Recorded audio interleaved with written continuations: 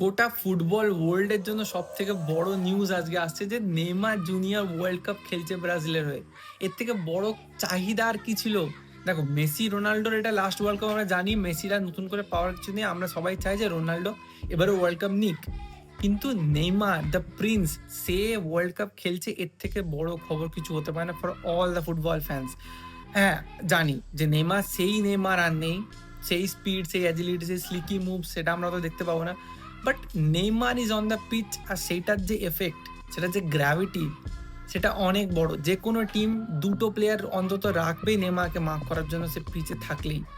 তো এইটার থেকে বড় ব্রাজিলের অ্যাডভান্টেজ কিছু হতে পারে না অ্যাটাকিং মিডফিল্ডে নেইমার। অবশ্যই লেফট উইং খেলবে না, অবশ্যই ভিনি আছে, মার্টিনেলি আছে, আরও কত কত প্লেয়ার আছে ওদের, রাফিনিয়াও লেফট উইং খেলতে পারে, তো অবশ্যই লেফট উইং খেলছে না, অ্যাটাকিং মিডফিল্ড খেলবে। সব ম্যাচ হয়তো নাও খেলতে পারে, but he is in the squad, সে খেলতে নামবে, আমরা দেখবো তাকে।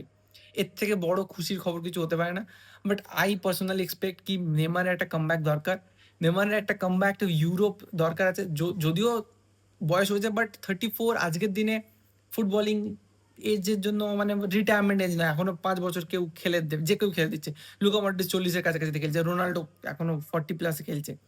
তো নেইমারের কাছে এখনো চান্স আছে to come back to Europe, to prove himself again. Most probably একটা ব্যালেন্ডার আসতেই পারে, মানে আর একটা না, একটা ব্যালেন্ডার আসতেই পারে। আমরা সেটা সবাই চাই। ইমোশনে বয়ে যাচ্ছি মনে হচ্ছে, বাট স্টিল আমরা সবাই এটাই চাই যে নেইমার জুনিয়র আবার পারফর্ম করুক। The Prince should become the king.